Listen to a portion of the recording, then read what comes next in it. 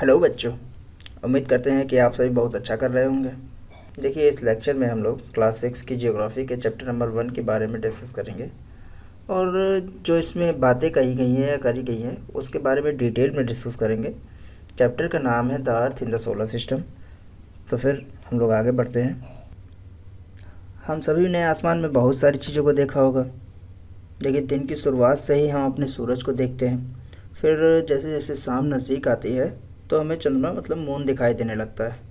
और रात में जैसे थोड़ी रात और होती है तो हमें हल्के हल्के चमकते हुए डॉट नज़र आते हैं। फिर जो डॉट होते हैं या जो वो डॉट हैं वही डॉट धीरे धीरे ब्राइट होने लगते हैं और देखते ही देखते पूरा आसमान ऐसे हज़ारों चमकीले डॉट से फुल हो जाता है। उनमें से कुछ डॉट ऐसे भी होते हैं जो कम चमकते हैं और कुछ ऐसे भी होते हैं जो दूसरे डॉट्स के मुकाबले या उनकी तुलना में उनके कंपैरिजन में बहुत ज़्यादा चमकते हैं। तो सूरज, चांद और ये डॉट ये सब क्या होते हैं, इस चैप्टर में हम इन्हीं सब बातों को लेकर चर्चा करेंगे और साथ ही इस संसार में जो हमारी पोजीशन है उस बारे में भी चर्चा करेंगे। सभी ने स्काई में मून को तो देखा ही होगा और ये भी नोटिस किया होगा कि ये हर रात हमें अलग अलग शेप में दिखाई देता है।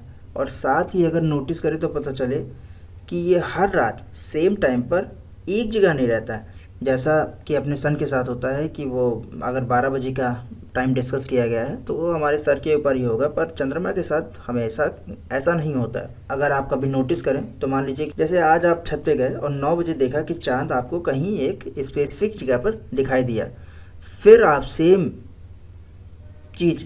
सेम चीज़ कल की डेट में कीजिए। मतलब आप कल रात में 9 बजे जाएंगे तो जहाँ पर आपको आज की डेट में चांद दिखाई दिया है कल चांद वहाँ पर आपको नहीं दिखाई देगा, वो किसी दूसरी पोजीशन पर आपको नज़र आएगा। तो क्वेश्चन ये बनता है कि इसके ऐसे शेप चेंज करने के पीछे क्या कारण होता है। तो इस बात को समझने से पहले हमें ये जानना ज़रूरी है कि जो हमारी पृथ्वी है या जो अर्थ है वो सन के चारों ओर चक्कर लगाती है। जैसे एक लट्टू होता है वो अपनी धुरी पर घूमता हुआ, अपने एक्सेस पे घूमता हुआ सन के चारों ओर चक्कर लगाता है। और जो चंद्रमा है वो भी अर्थ के चारों ओर चक्कर लगाती है। पर जो चांद है या जो मून है वो अपने एक्सेस पे रोटेट नहीं करता है, वो केवल एक ही तरीके का मोशन करता है, वो है आपका सर्कुलर मोशन। चंद्रमा हमारी पृथ्वी का चक्कर लगभग 29 दिनों में लगाती है, जिसकी वजह से चांद के अर्थ के चारों ओर चक्कर और अर्थ पर होने वाले दिन और रात की वजह से चंद्रमा का अलग अलग शेप बनता हुआ नज़र आता है। इसमें बनने वाली आकृतियों को हम सभी ने देखा होगा कि कभी कभी रात में चंद्रमा हमें पूरा चमकता हुआ नज़र आता है तो कभी रात में हमें पूरे जितना चमकता हुआ नज़र आता है तो कभी कि उसका कुछ ही हिस्सा हमें नज़र आता है। जैसा कि हमें फिगर में दिखाया गया है, इन सभी पोजीशन में बनने वाली दो सबसे अहम टाइम होते हैं या दो सबसे अहम पोजीशंस होती हैं, जिसमें से एक है फुल मून नाइट या पूर्णिमा। देखिए, फुल मून नाइट और पूर्णिमा क्या होता है, इस समय हमें जो फुल मून नाइट और पूर्णिमा के दौरान मून हमें आसमान में पूरा चमकता हुआ दिखाई देता है। क्योंकि ये हमें चमकदार और पूरा दिखाई देता है जैसा यहाँ दिखाया गया है, तो हमें इसकी सतह पर कुछ काले धब्बे भी दिखाई देते हैं। वो जो धब्बे होते हैं वो एक्चुअल में वो किसी तरीके का चंद्र ग्रहण या लूनर इक्लिप्स नहीं होता है। ये बस स्पेस में तैर रहे एस्ट्रॉयड और मीटरॉयड के टकराव की वजह से बनते हैं। इन धब्बों को किसी भी प्रकार से ग्रहण या इक्लिप्स समझने की गलती नहीं करनी चाहिए। पूर्णिमा मतलब फुल मून नाइट के बाद चांद का साइज़ फिर से घटने लगता है और घटते घटते एक समय ऐसा आता है जब चंद्रमा हमें पृथ्वी से दिखाई देना बंद हो जाता है और रात में आसमान में बहुत अंधेरा छा जाता है। इस रात दिखाई देने वाली तारों की संख्या काफ़ी ज़्यादा हो जाती है। ऐसी रात को हम लोग न्यू मून नाइट या अमावस्या के नाम से भी जानते हैं। देखिए, ऐसा तभी होता है जब सूरज से आने वाली जो किरणें हैं चंद्रमा के उस हिस्से में पड़ती हैं जो हिस्सा अर्थ की तरफ नहीं होता है और रिफ्लेक्शन होने पर चंद्रमा से आने वाली रोशनी अर्थ पर नहीं पहुंच पाती है। तो चांद हमें उस रात इसीलिए बिल्कुल दिखाई नहीं देता है। हमने मून के फेसेस के बारे में थोड़ा बहुत जानने की कोशिश की है। देखिए, चांद और सन के अलावा भी आउटर स्पेस में बहुत सारी चीज़ें होती हैं। इन सभी चीज़ों को हम लोग सेलेस्टियल बॉडी मतलब खगोल पिंड बुलाते हैं। सेलेस्टियल बॉडी के अंदर वो सभी चीज़ें आती हैं जो स्पेस में मौजूद होती हैं। एग्जाम्पल के तौर पर हमारा सन हो गया, हमारी मून है, हमारी पृथ्वी, या रात में जो हम लोग तारे देखते हैं चमकते हुए, वो सभी चीज़ें जिनके बारे में हम थोड़ा थोड़ा जानते हैं, वो सभी चीज़ सेलेस्टियल बॉडीज़ के अंदर आती हैं। इसके अलावा कई ऐसी चीज़ें हैं जिनके बारे में हम बिल्कुल नहीं जानते हैं, उनके बारे में हम लोग बाद में डिस्कस करेंगे, जैसे आपका ब्लैक होल हो गया, क्वासार हो गया, और कई अलग अलग तरीके के स्टार्स भी होते हैं। ये सभी चीज़ें हमारी सेलेस्टियल बॉडी मतलब खगोल पिंड के अंदर ही आती हैं। ये जो चीज़ें जिनके बारे में हम लोग ने अभी पढ़ा है उन सब की शेप और क्वालिटी बिल्कुल अलग अलग होती है। एग्जाम्पल के तौर पे अपना स्टार ही ले लीजिए, तो जो स्टार होते हैं ये बहुत बड़े होते हैं और गर्म भी होते हैं। ये इतने हॉट होते हैं कि ये करोड़ों अरबों किलोमीटर तक अपनी जो हीट होती है और लाइट होती है उनको स्प्रेड कर देते हैं। और शुरुआत में जिन डॉट्स की हम लोगों ने बात की थी, वो सभी डॉट एक तरीके के स्टार ही हैं। अब क्वेश्चन ये बनता है कि जो अपना सन है वो भी एक स्टार है, और जो रात में हम लोग डॉट्स देखते हैं वो भी एक तरीके के स्टार हैं, तो वो हमें ऐसे क्यों दिखाई देते हैं, सन की तरह क्यों नहीं दिखाई देते हैं? तो इसका सीधा सा जवाब ये है कि जो सन है वो हमारे सबसे नज़दीकी स्टार है, और जो बाकी के डॉट्स हम लोग जो देखते हैं वो हमसे कई प्रकाश वर्ष की दूरी पर होते हैं, जहाँ से उनकी केवल हम तक लाइट ही पहुँच पाती है, उनकी हीट नहीं पहुँच पाती है। देखिए फ्यूचर में अगर आप अगर इन सब टॉपिक्स में इंटरेस्ट दिखाते हैं, आपको कई अलग अलग तरीके के स्टार्स भी देखने को मिलेंगे। उनके रंग, उनकी क्वालिटी, ये सभी आपको देखने को मिलेंगे। वो सब डिफरेंट होते हैं और सबकी एक स्पेसिफिक क्वालिटीज़ भी, और सबकी अपनी स्पेसिफिक क्वालिटीज़ भी होती हैं। हम सभी ने कभी न कभी ड्राइंग तो ज़रूर की होगी, और फिर जब हम कोई डिज़ाइन क्रिएट करते हैं तो कुछ डॉट्स को मिलाने के बाद उसमें हमें एक फिगर बनता हुआ नज़र आता है। सेम ही वैसा होता है स्टार के ग्रुप्स के साथ। तो कुछ स्पेसिफिक टाइप के स्टार ग्रुप होते हैं जिनके बीच में अगर हम लोग लाइन ड्रॉ करेंगे तो एक पैटर्न बनता हुआ नज़र आता है। ये हम लोग को साल के अलग अलग टाइम पर हमें अलग अलग तरीके के फिगर बनते हुए नज़र आते हैं। इन फिगर को ही हम लोग कॉन्स्टलेशन बुलाते हैं। उनमें से एक का नाम अर्सा मेजर या बिग बियर है, और जो सबसे आसानी से पहचाना जा सकता है वो सप्तऋषि कॉन्स्टलेशन होता है। ये 7 स्टार्स का एक ग्रुप होता है जो कि अर्सा मेजर का ही पार्ट होता है। क्यूरियोसिटी के चलते आपने कभी ये जानने की कोशिश की है कि लोग पहले के टाइम पर सफ़र कैसे करते थे और वो एक जगह से दूसरी जगह कैसे जाते थे? पहले हम सभी जानते हैं कि जीपीएस तो होता नहीं था और रात में रास्ते का पता लगाना काफ़ी मुश्किल होता था। तो इसका जवाब क्या है? स्टार्स। जी हाँ, स्टार। क्योंकि लोग क्या करते थे, स्टार की हेल्प लेते थे रात में डायरेक्शन को डिफ़ाइन करने के लिए। उन सभी में एक ऐसा स्टार भी है जो हमें नॉर्थ की डायरेक्शन के बारे में बताता है। इस तारे को हम लोग पोल स्टार कहते हैं, इसे ध्रुव तारा भी कहा जाता है। इस स्टार की पोजीशन स्काई में हमेशा एक जगह बनी रहती है, जिसकी वजह से हमारे लिए डायरेक्शन का पता लगाना काफ़ी आसान हो जाता है। इसे सप्तऋषि की मदद से आसानी से पहचाना जा सकता है। सप्तऋषि कॉन्स्टलेशन जो है वो 7 स्टार्स का एक ग्रुप होता है, जिसमें कि लास्ट के जो स्टार होते हैं अगर उनके बीच में हम लोग स्ट्रेट लाइन ड्रॉ करते हैं तो हमें पता चल जाता है कि पोल स्टार कहाँ पर है। देखिए अभी तक हम लोगों ने कई सारी चीज़ों के बारे में जाना, जैसे स्टार के कॉन्स्टलेशन हो गए, कॉन्स्टलेशन से बनने वाले जो पैटर्न होते हैं उनके बारे में भी थोड़ा बहुत, उसी के साथ में पोल स्टार हो गया, आपका सन हो गए, इन सब चीज़ों के बारे में। अब बारी आती है ऐसी जगह की जहाँ पे हम लोग रहते हैं, मतलब ग्रह या प्लैनेट।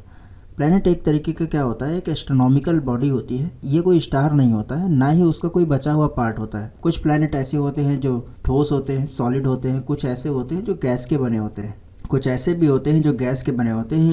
इन प्लैनेट का अपना कोई लाइट सोर्स नहीं होता है, और ना ही इनकी कोई हीट होती है। ये जब भी साइन करते हैं तो सन की लाइट की वजह से साइन करते हैं। इस तरीके की बॉडीज़ को हम लोग प्लैनेट बुलाते हैं। और जो प्लैनेट होते हैं अपने होस्ट स्टार के चारों ओर एक फिक्स पाथ में सर्कुलर मोशन करते रहते हैं। हम लोगों ने मेजर सेलेस्टियल बॉडीज़ के बारे में जान लिया है, उनकी क्वालिटीज़ के बारे में भी डिस्कस कर लिया है। अब हम लोग उस चीज़ के बारे में बात करते हैं जिसके लिए ये सारा ताना बाना बुना गया था, वो है अपना सोलर सिस्टम। सोलर सिस्टम एक ऐसा सिस्टम होता है जो ग्रेविटी के जरिए बंधा होता है। सन होता है और जो उसके आसपास के सभी ऑब्जेक्ट होते हैं वो उसी सोलर सिस्टम के अंदर चक्कर लगाते रहते हैं। और जो अपना सोलर सिस्टम है उसमें एक सन है और 8 प्लैनेट हैं, उसमें कुछ सैटेलाइट मतलब मून्स हो गई, और कुछ अलग सेलेस्टियल बॉडीज़ भी होती हैं जैसे एस्ट्रॉयड हो गया, मेट्रॉयड हो गया। ये सभी चीज़ें हमारे सोलर सिस्टम में आती है। हम लोग अक्सर इसको सोलर फैमिली भी बुलाते हैं, जिसमें सन जो है वो इन सभी चीज़ों का हेड होता है। सन सोलर फैमिली का हेड होता है। ये सोलर सिस्टम के लगभग सेंटर में होता है। ये एक्सट्रीम हॉट गैसों का बना होता है, चूँकि इनका मास सोलर सिस्टम के टोटल मास का 98% अपना सन ही कवर करता है, जिसकी वजह से जो इसमें ग्रेविटेशनल फोर्स पैदा होता है वो सोलर सिस्टम में बाकी सारे ऑब्जेक्ट्स को अपने चारों ओर बांधे रहता है। साथ ही साथ सन एक अल्टीमेट सोर्स ऑफ एनर्जी होता है, जिसकी वजह से हमारे सोलर सिस्टम में लाइट फैलती है। हमारी जो पृथ्वी है वो सूरज से लगभग 15 करोड़ किलोमीटर की दूरी, मतलब 150 मिलियन किलोमीटर की दूरी पर है। सूरज के सेंटर से पृथ्वी के सेंटर तक की दूरी को हम लोग, जो इसकी डिस्टेंस होती है, उसको एक एस्ट्रोनॉमिकल यूनिट भी कहते हैं। सन के बाद दूसरा जो नाम है वो प्लैनेट का आता है। हमारे सोलर सिस्टम में टोटल 8 प्लैनेट होते हैं। सन के जो सबसे करीब प्लैनेट है वो मरकरी होता है, मतलब बुध, इसको हिंदी में बुध बोलते हैं। ये साइज़ में सोलर सिस्टम का सबसे छोटा प्लैनेट होता है। इसके बाद शुक्र आता है, वीनस, फिर अर्थ आता है, फिर उसके बाद मार्स हो गया, फिर उसके बाद जुपिटर हो गया, फिर उसके बाद सैटर्न, यूरेनस और नेपच्यून होता है। ये सभी प्लैनेट सन का चक्कर एक फिक्स पाथ में लगाते हैं। ये इस पाथ को हम लोग एलोंगेटेड पाथ, मतलब दीर्घवृत्ताकार पाथ भी बुलाते हैं, और जिस पाथ में ये लोग चक्कर लगाते हैं उसे ऑर्बिट बोलते हैं। इसके साथ में वीनस को अर्थ का ट्विंस भी कहा जाता है, मतलब इसे उसकी सिस्टर भी बुलाया जाता है, क्योंकि शेप और साइज़ में वीनस जो है वो बिल्कुल अर्थ के जैसा ही होता है। 2006 के पहले तक हमारे सोलर सिस्टम में टोटल 9 प्लैनेट आते थे। फिर 2006 के बाद प्लूटो नाम का एक ऐसा ऑब्जेक्ट था जिसको प्लैनेट से हटाकर उसे ड्वार्फ प्लैनेट की कैटेगरी में रख दिया गया था। अब उस चीज़ के बारे में बात करते हैं जहाँ पे स्पेशली हम लोग रहते हैं, planet earth. Earth solar system का एक ऐसा प्लैनेट होता है जहाँ पर लाइफ मौजूद है, मतलब वहाँ पर लाइफ सपोर्टिंग एलिमेंट है। सोलर सिस्टम के कोई भी ग्रह ऐसा नहीं है जिसपे इस तरीके से जीवन मौजूद है। अर्थ की पोजीशन सन से तीसरे नंबर पर है, क्योंकि पहले नंबर पर आपके आता है मरकरी, दूसरे पे आता है वीनस और तीसरे पे सन आता है। ये सन से तीसरा सबसे नज़दीकी प्लैनेट है। अर्थ साइज में सोलर सिस्टम का 5वां सबसे बड़ा प्लैनेट है। ये पोल्स पर थोड़ा सा चपटा, मतलब फ्लैटेंड है। ऐसे शेप वाले प्लैनेट को ज्वाइड कहा जाता है। मून के बारे में पहले से हम लोग कई बातें जानते हैं। अर्थ के पास अपना एक मून है। इसका डायमीटर अर्थ के डायमीटर से 1/4 है और मून अर्थ से 3,84,400 किलोमीटर की दूरी पर है। अर्थ के पास होने पर भी चांद का अपना कोई इकोसिस्टम नहीं होता है, मतलब वहाँ पर कोई भी जीवन मौजूद नहीं। जुपिटर और मार्स के बीच में कई पत्थरों की एक बहुत बड़ी पट्टी घूमते हुए सन का चक्कर लगाती है। इसको एस्टेरॉयड बेल्ट कहते हैं। इसमें छोटे साइज़ के लगभग 1 मीटर डायमीटर वाले पत्थर भी पाए जाते हैं और बड़े साइज़ में लगभग 1000 किलोमीटर डायमीटर वाले पत्थर भी पाए जाते हैं। उसमें हर तरीके के पत्थर मौजूद होते हैं। उनमें कुछ ऐसे होते हैं जो केवल रॉक्स के बने होते हैं और कुछ ऐसे होते हैं जो मेटल के भी होते हैं। इसके साथ साथ में कुछ ऐसे पत्थर या ऑब्जेक्ट होते हैं जो साइज़ में एस्टेरॉयड से भी छोटे हैं। इन्हें मीटरॉयड कहते हैं। ये ग्रेन के साइज़ के होते हैं। जो टूटे हुए तारे या स्टार हमने कभी रात में आसमान में देखा होगा, वो मिट्योर ही होते हैं जो स्पेस से अर्थ के एनवायरनमेंट में इंटर कर रहे होते हैं, पर वो अर्थ की सरफेस पर आते आते पूरी तरीके से जल जाते हैं, इसलिए वो हमें टूटते हुए तारे के जैसे नज़र आते हैं। अभी तक जो सभी चीज़ें हम लोगों ने देखी है वो सभी मिलकर सोलर सिस्टम को फॉर्म करते हैं। इसी तरीके से कई सोलर सिस्टम मिलाकर एक गैलेक्सी बनती है और कई गैलेक्सीज़ को मिलाकर एक यूनिवर्स बनता है।